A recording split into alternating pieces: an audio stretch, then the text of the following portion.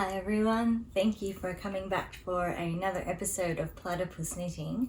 My name is Bobby Olin. I am a knitter and crafter in Melbourne, Australia, joined as always by Pearl the Platypus.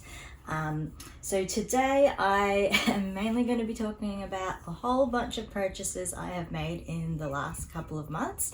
Been on a bit of an online shopping spree, and then I'm just going to talk about a couple of small projects that I've been working on and a couple of Christmas themed items that I've spotted that I'm really excited about. But first I will start this episode off with a heart full of crafts, so sharing some gratitude over the last couple of months. Firstly, if you're watching this episode, I want to thank you, my viewers, for coming back again after another unexpected break between episodes. So I only started this vlog towards the start of this year, and this is already the second unexpected break that I've had to take from filming and putting out these videos. I had originally intended to do them every fortnight, but life happened, and after that first break it ended up just going to once a month, and I would like to go back to putting videos out more regularly than that, but this year is just not the year for it. So yes, if you're watching, thank you for coming back. The other part of this gratitude is for my family. So I know a lot of my viewers at the moment are my family, so I may be expressing my gratitude for you twice, but it's really meant. The reasons for my two big breaks this year have been because of unexpected sort of deaths in the family. So my gratitude for my family is just for the way that we all come together and support each other, and although the reasons for it haven't been happy, I've been really grateful for all of the times that we have sort of come together to be with each other and just plan everything and share memories and all of that kind of thing. So thank you. So yes, so moving on, my craft for thought this month is going to be talking all about the purchases I have made in the last couple of months. So I feel like since COVID and lockdowns and everything have happened, I feel like I've heard of a lot of people turning to online shopping and retail therapy, but it's not really something that I fell into. I'm not a big shopper in general, so I haven't been turning to that. But then the last couple of months, it's like I bought the interchangeable 4-square knitting needles that I presented. I can't even remember now. I think it was the last episode. But since then, it's like I unlocked a door and it's just been shopping. So the first thing I'm going to show you here is actually a purchase inspired by Roxanne Richardson. So she is a master knitter and does a weekly vlog that she calls Casual Friday.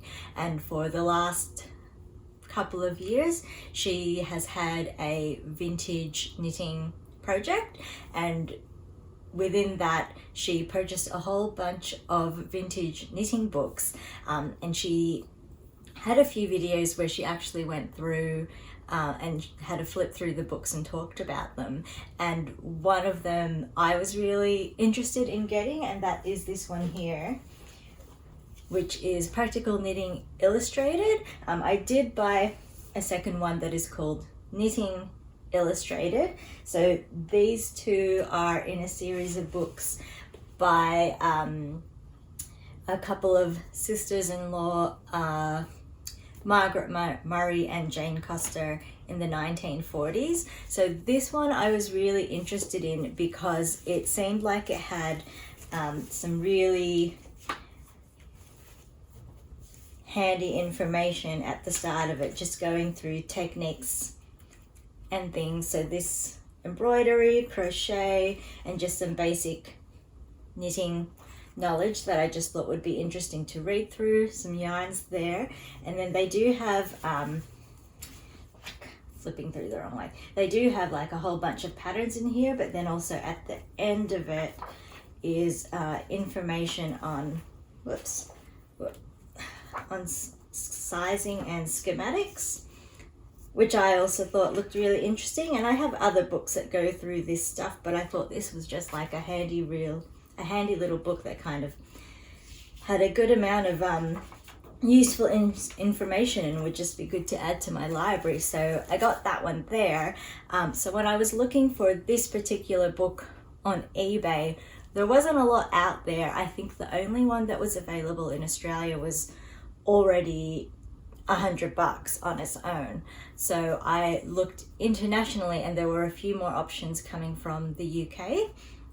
So this one came in a set with this one, and altogether it was still cheaper than buying the one edition from Australia. So I figured, why not get two since I can? And like this one just has a few different patterns and a few different other techniques in here as well. So I'd like to find something in one or both of these books to knit at some point, but for now they'll kind of just be reference, something to flick through and have a read through and just increase my knowledge of knitting.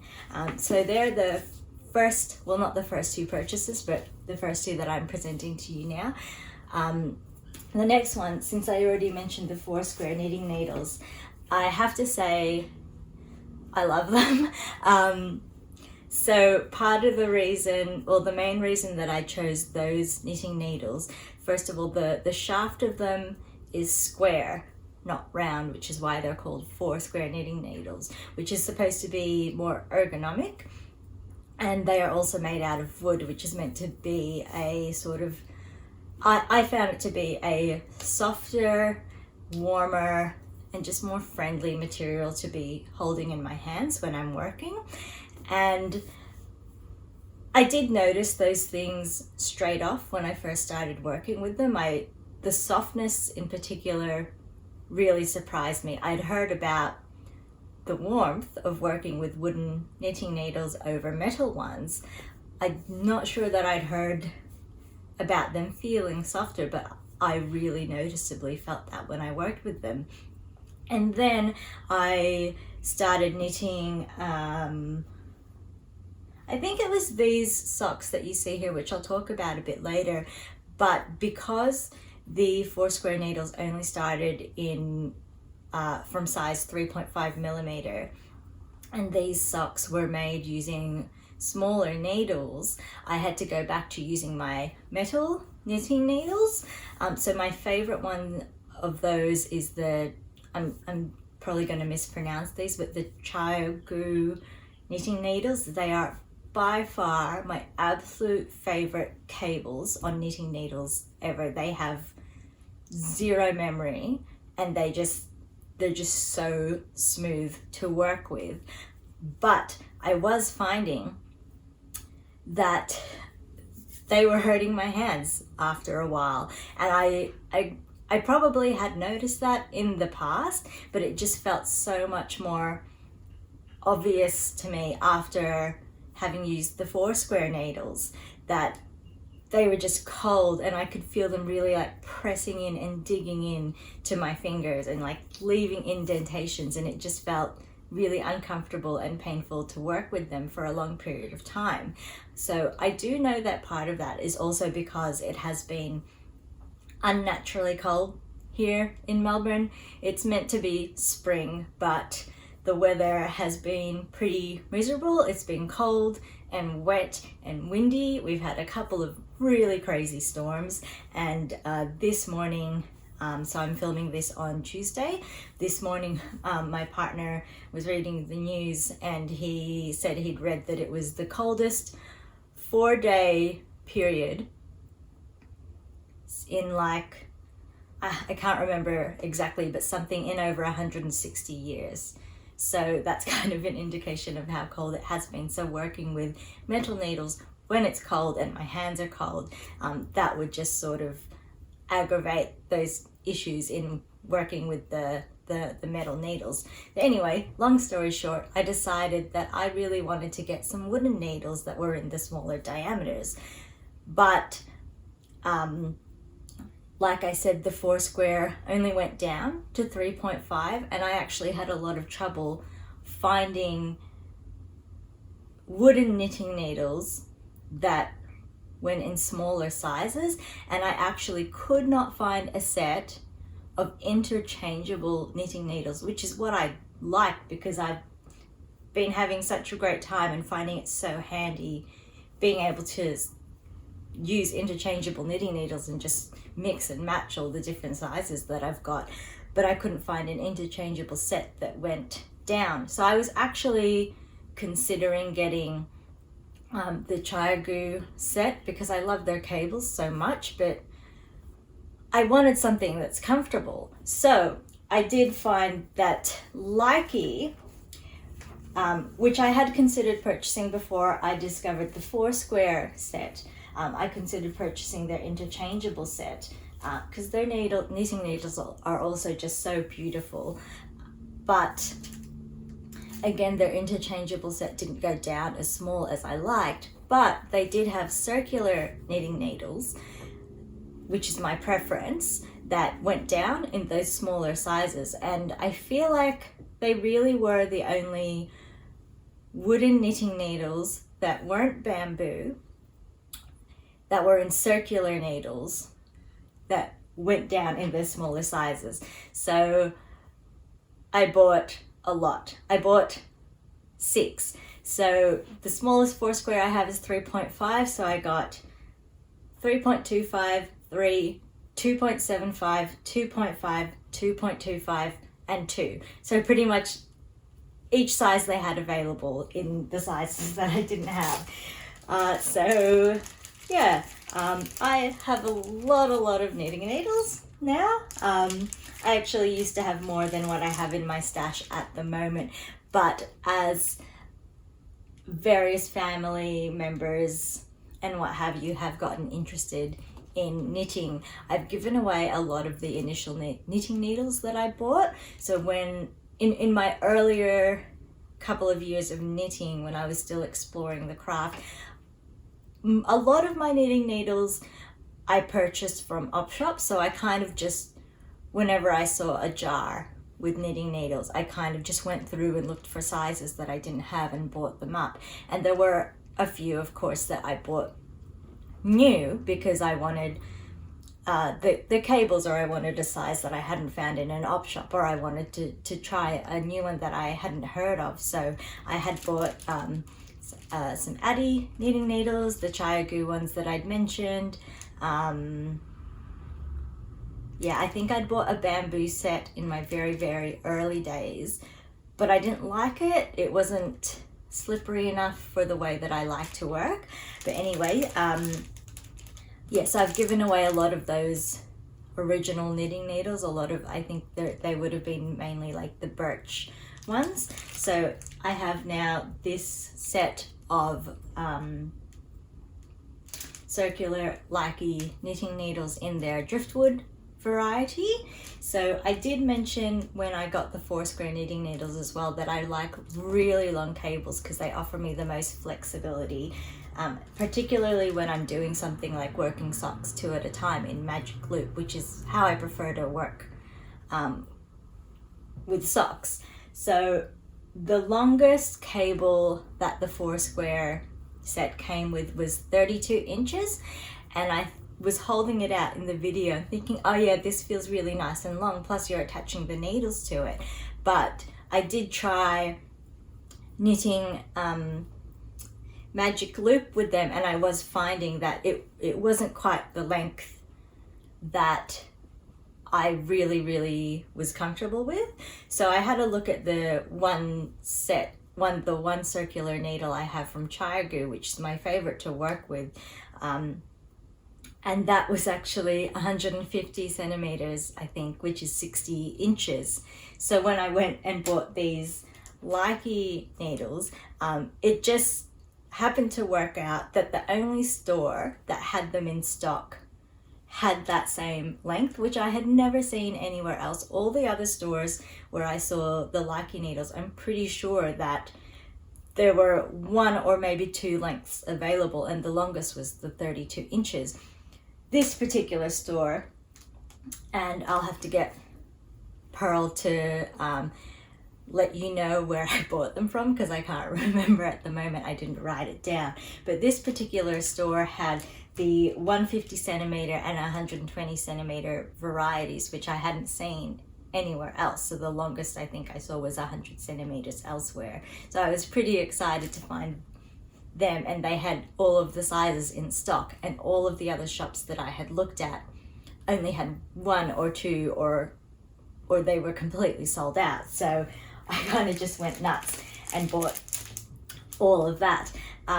I did also buy one of the Likey crochet hooks in the one size crochet hook that I don't have, but that was kind of just mainly because I just had to add a tiny bit more to my shopping cart to get free shipping. So I figured, oh, why not get that crochet hook? I'm sure I'll use it for something. So that is the next purchase that I wanted to talk about there. So the other set of purchases that I made is I have bought a lot of yarn. So in previous episodes, I feel like I mentioned quite a few times that this was my year of knitting from stash, and that I wasn't going to buy yarn. Exceptions to that were if I was to go to an event. So I was going to go to the Bendigo Sheep and Wool Show this year, which actually got cancelled. But because I had planned on buying yarn from there and I wasn't able to, I think I made one purchase that I kind of counted towards that exception. The other exception was if I am making gifts and I don't have the appropriate yarn for the recipient, then of course I'm gonna buy that. I don't want to skimp or use yarn that isn't going to be the best fit for the person that I'm giving something to. So that was the other exception to the no buying yarn this year. So as we are moving to Christmas, and I'm doing a lot more gift knitting than I usually do, I've bought a fair bit of yarn. So, I mean, the way that I knit really is I knit a lot more for other people than I do for myself. So I guess that was always going to be a sticking point. And most of the yarn that's in my stash is earmarked for projects for myself. There are a couple of sweater quantities that my mum had picked out for things for her that I have slowly been working through. But because most of my knitting is gift knitting, it has meant that I keep adding to my stash. So the first set, well, I shouldn't call it a set, but the first yarns that I purchased are these Peyton's Wanderer in 8-ply. So they're 100% Corriedale. So I'm also trying as much as I can to move away from merino and explore other sheep breeds, which is, I'm finding pretty difficult to find. But yeah, so I was pretty excited when I saw that these ones are Corriedale. So this is Peyton's Australia, and I got this in 3 different colors. It's an 8-ply yarn. I got, let's see, I wrote down the names, but I didn't say which one is which. So I'm guessing this one has got to be River Sand. That one there. This one would be Scrubland. And oh, there was another color that I purchased, which ended up being out of stock, so I asked them to replace it with a yellower one that's called Acacia. I'll put a photo of it up on the screen so you can see what that color is like. But I'd purchased these 3 colors, just one skein of each, with the intention of making some thick socks for my partner. So these are 100% wool, they have no nylon in them, but I do have some knitting and elastic that I might just weave through those particular spots that he tends to get holes in and wear through. But my intention was kind of that odds are one skein of this is not going to be enough for a pair of socks, unless they're ankle socks maybe. But the idea is that I would go as far as I could go with one ball, and then one of the colors would just be for contrast. So actually the yellow ball that I don't have here, I was thinking it could be a good match for either of these. So I could make him a pair of green socks with yellow toes, possibly a yellow heel, and I could make him a pair of these reddy brown socks with yellow toes and possibly a yellow heel if that's needed. So that's the Peyton's Wanderer. I really like that they've got it's Aussie wool, and that it's Aussie themed names for the colors as well. So what else do I have here in my goodie bag? I had bought this one that I have already caked up. So this is Earth Unique Cotton. I'll put the spelling, or Pearl will give you the spelling for it because it's a bit odd, but I was very intrigued by this yarn because this company says that they will plant a tree for every skein of yarn sold. So I really like that, and I also really like the colors that they came in.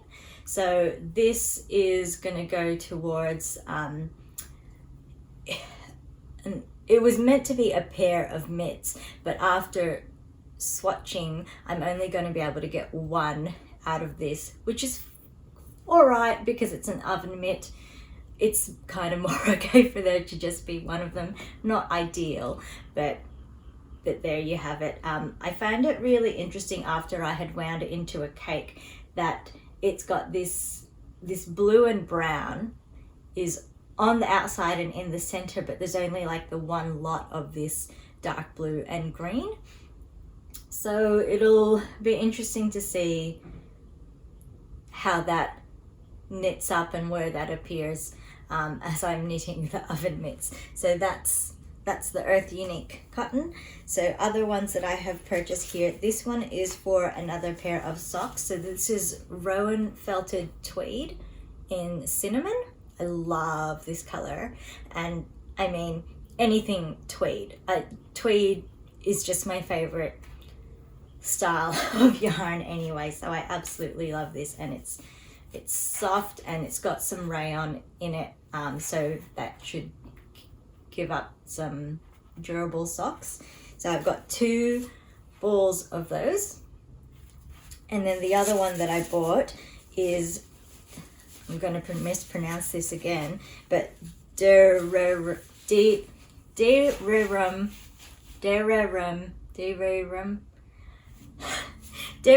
Natura Gilead. So this color is called Quartz. It's a lovely soft baby pink that's got some heathering to it. So I've just got one ball of that. So that is 100% wool. I couldn't find what kind of wool that is, but that is going to knit up into probably a cowl. Yeah, and I have picked out the patterns that all of these are going to go towards, but I'll talk about those more once I actually start doing them, since this is turning into a bit of a long episode talking about all of my purchases. So the last 2 things that I have bought that have arrived are, I got the latest 2 issues of the Making magazine. So this, I don't know why I don't subscribe to it, because I end up buying just all of them anyway. But so I got the latest issues, which is Dawn and Dusk.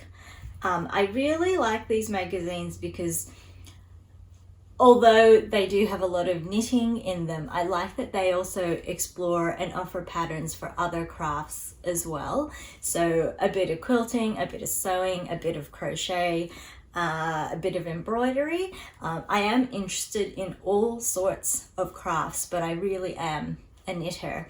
But one day, I always say, you know, one day I am going to put more time into exploring other crafts and making other things. And interestingly, for these magazines, my favorite patterns in each of them are not knitting. So for example, in this Dawn issue, my favorite pattern is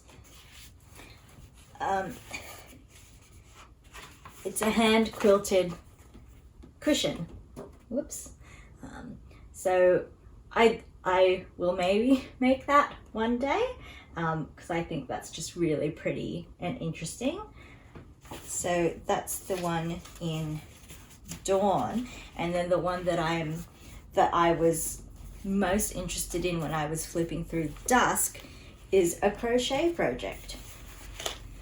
So this wrap here, I just think that that stitch pattern is gorgeous. So yeah, I don't know that I'm up for crocheting something that big, but maybe one day that'll go in my queue as well. So there are a couple of other things that I purchased that haven't arrived yet, so I won't go into detail about them now, but I will when they come. I'll talk about them properly. One of them is the first print issue of the Yarnology magazine. So I only discovered Yarnology when they started talking about doing a print issue, but they have been digital for a couple of years at least now. So they're all about Aussie makers. So that'll be really nice to see when that comes in, and I'm sure it'll be an excellent read, and I'm really excited for that to arrive in my mailbox. The other purchase that I made that hasn't arrived yet is I bought some row counters, some stitch counters. So I had been using those plastic ones those digital ones that you wear as a ring, and I love them, that they're so easy. You just press a button, it's right there. You don't need to like put anything down to add a count to it, and they're so easy, but they're plastic. When the battery has died and I tried to open it up to replace it, everything inside just kind of fell apart, and I had bought something like half a dozen of them, so I still have a few that are going, but when the batteries die on them, I don't see myself replacing the batteries, and I don't like that kind of wastefulness. So I did buy I think it's the Knit Pro counter that's like the ring with the things that you twist. I had it, so I don't know if you can see that, but it's that one there, and each side of numbers can be twisted. But I did accidentally buy that one. Well, actually, no, I measured my fingers and I bought the size that I thought was correct, but somehow, like, it doesn't even fit around my thumb. I don't know what went wrong with the sizing there. But I'd measured my finger on multiple occasions to account for swelling when it's hot and things like that, so I could get the most accurate size, and I ended up getting one that was huge. So I do like this. It falls off my thumb a lot, which is really annoying, but that's not a fault of the ring itself, of the device itself.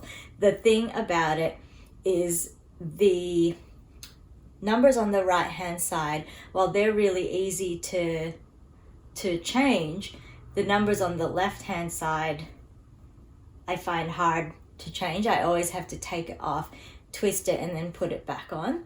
And I don't know if that's because it's not fitting on my finger. So if it was, And if it was held there, would it be easier to just be able to change the numbers without having to take it off, because it's gripping in place and it's not getting pushed off when I try to push at the numbers.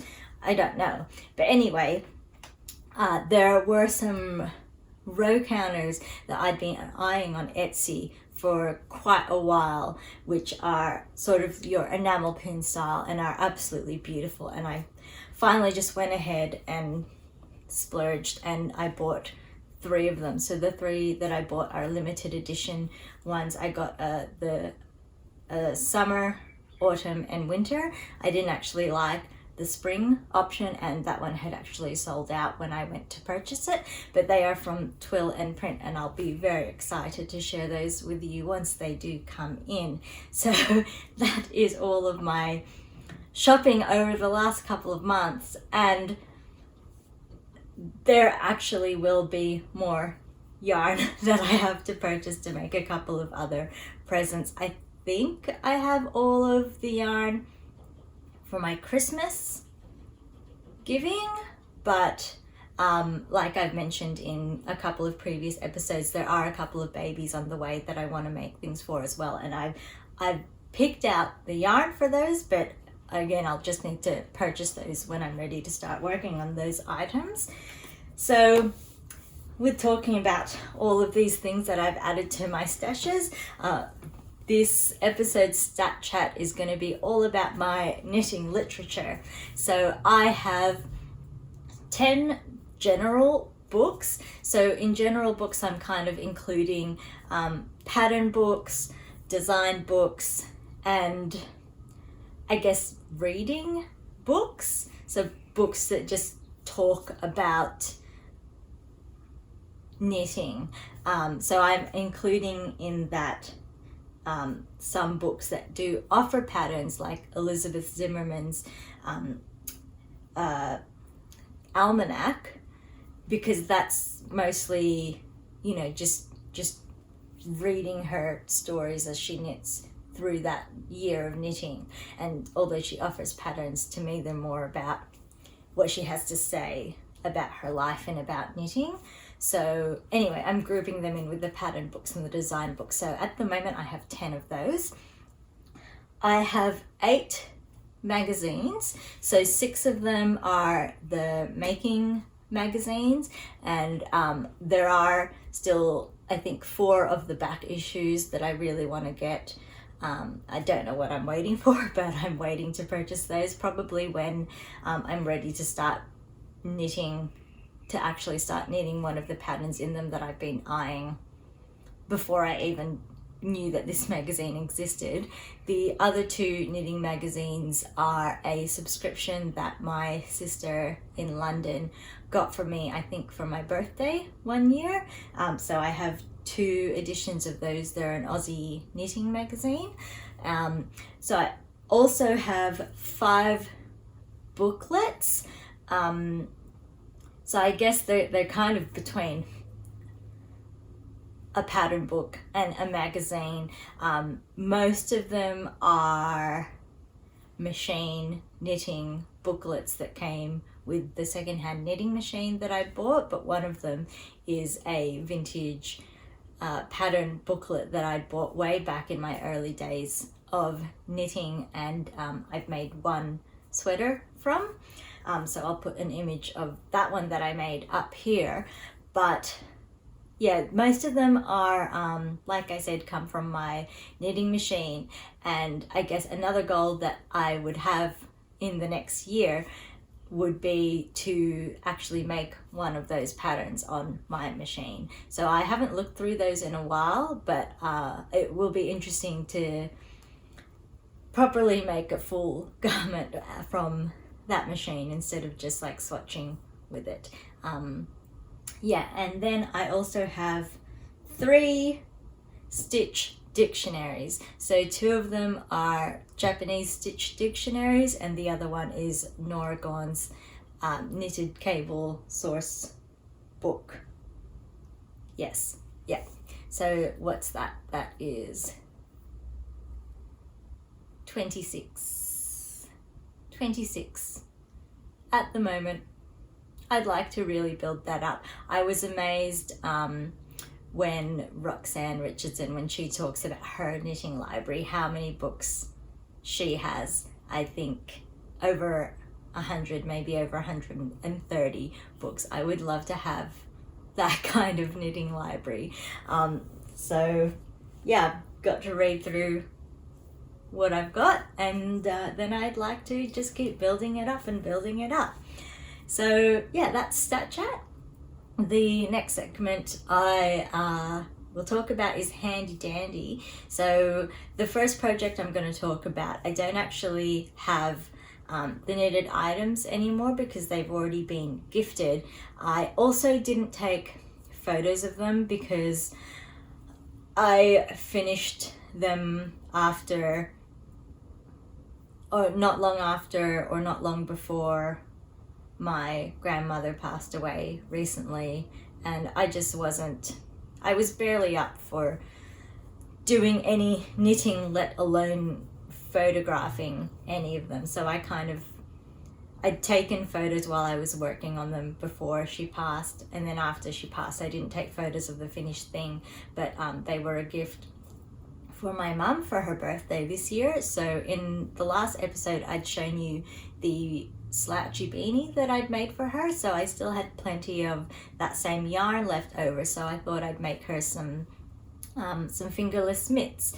And she really likes, when I make her sweaters, she always likes the cabled things. So I found this pattern called Homeward Bound, which is a free pattern from Pom Pom magazine, designed by Alice Slate. So it features cables and twisted stitches, and I just think it looks really pretty. On knitting them, they do have an afterthought thumb, and I have now realized that I really do prefer gusset thumbs. I just feel like they move with the hand and they fit a lot better. But these are really lovely mittens, and I'll have to get my mum to take a photo of them sometime. But yeah, they were pretty quick to knit up. The pattern was fairly easy to memorize, and I'm a fan of twisted stitches. I always just think they look really good. I did make them a little bit shorter than the pattern had intended because my mum, like me, has really small hands, but you know, they were a fairly quick knit. My mum absolutely loved them. She was expecting the beanie, but she wasn't expecting the gloves, so she was pretty delighted to have those and pop them on straight away and really loved them. So that's the Homeward Bound. The other knitted item that I have just finished making a couple of days ago are these socks here. So this is the Stepping Stones pattern by Clara Parks. So it's the second pair I've made of that pattern, and they're going to a couple. So this is the first one that I had made, and I really like the stitch pattern. I think it looks really good, and you know, it's a DK weight sock. It knits up really quickly, which is also fantastic. I did try a different way of grafting the toes when I finished that set. So this pair I did in Kitchener stitch, which is what I've always used. But as I keep mentioning, Roxanne Richardson, she had presented another option that she called the Finchley graft. So I tried that with this pair and I quite like it. I think I'll stick with that method from now on. But I did realize that when I was making those, that the original gauge swatch that I had measured for these was a little bit off. So I had determined that my row gauge was 41 rows in 10 centimeters, but when I finished this sock and it ended up being long, I measured it again on this, and it turns out that my row gauge is actually 37 rows, which is why these came out a bit longer than intended.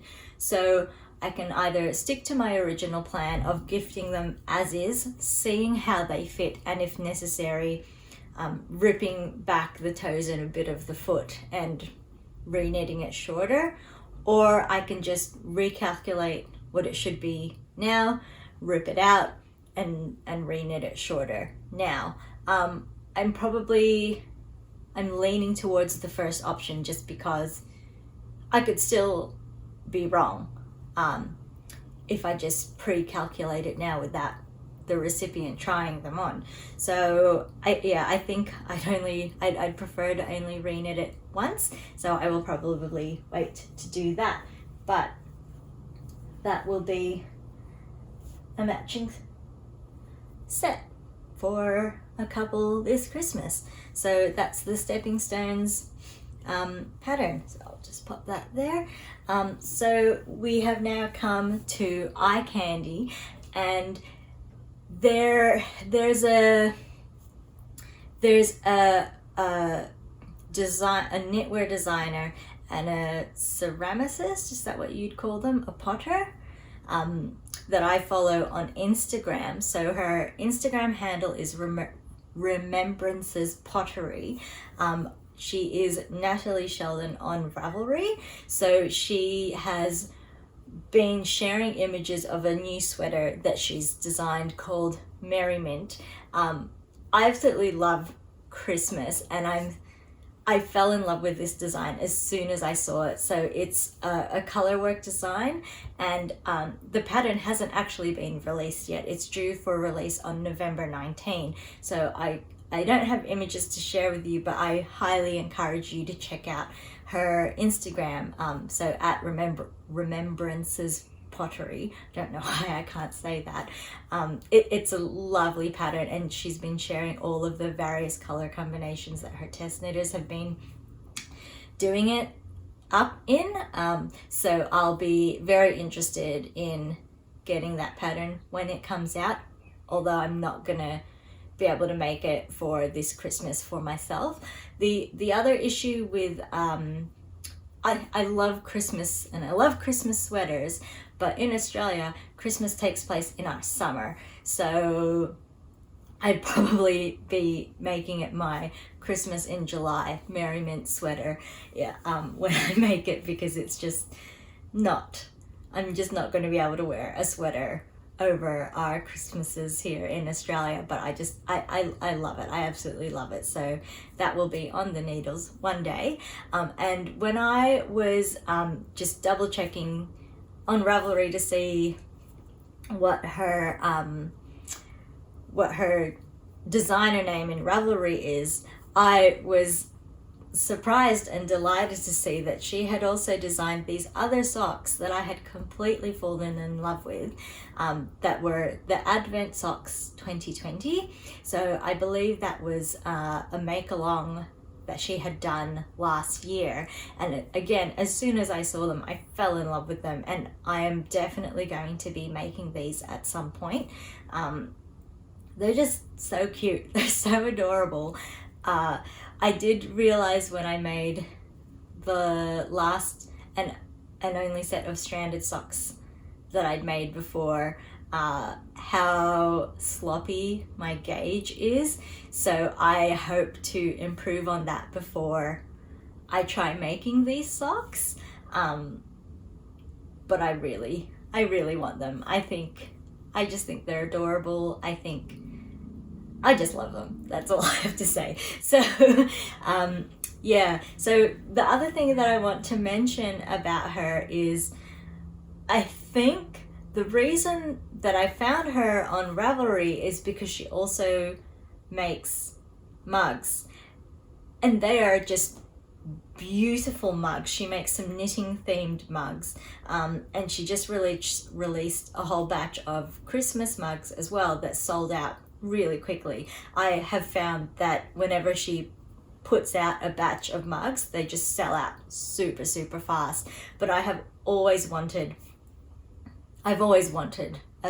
one of her mugs, one of her one of her knitting mugs. The one I think I've seen that I have liked the most is one that features both socks and sweaters. So as far as I'm aware, she's a one-woman operation.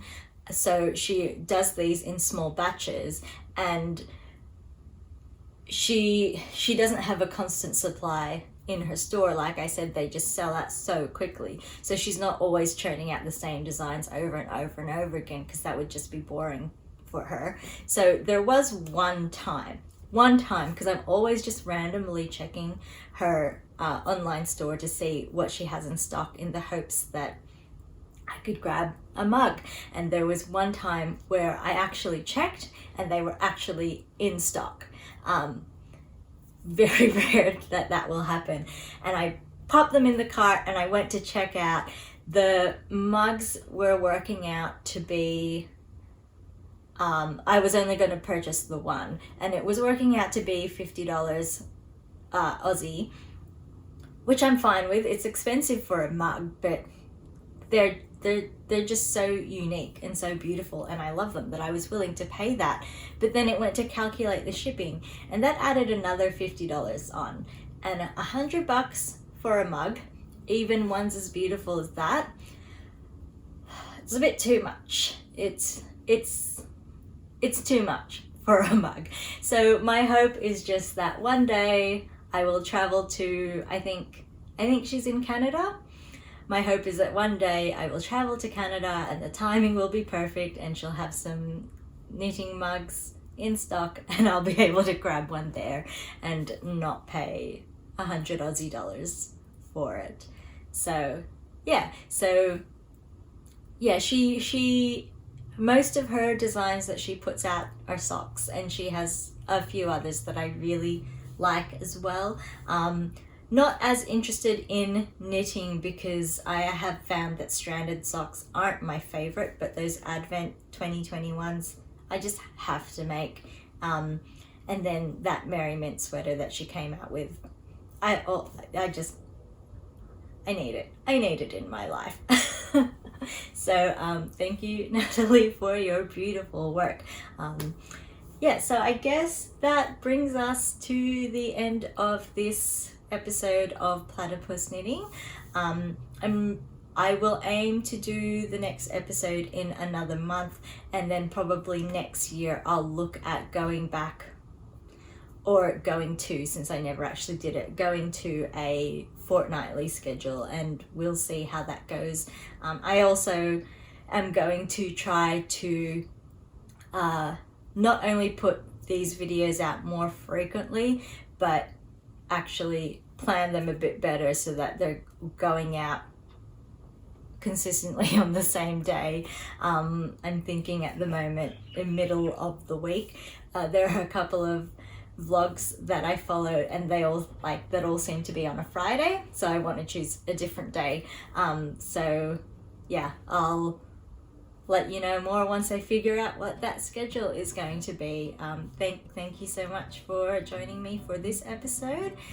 If you want to know more, there'll be a link in the description that goes to a site that has the show notes. And that's also where I'm going to have all of the links to the various patterns and other things that I'm talking about. And yeah, you can also find me on Instagram at Platypus Knitting. And if you want to look me up on Ravelry, I'm under my own name, Bobby Olan. So that's it for this one. Thank you, and see you next time.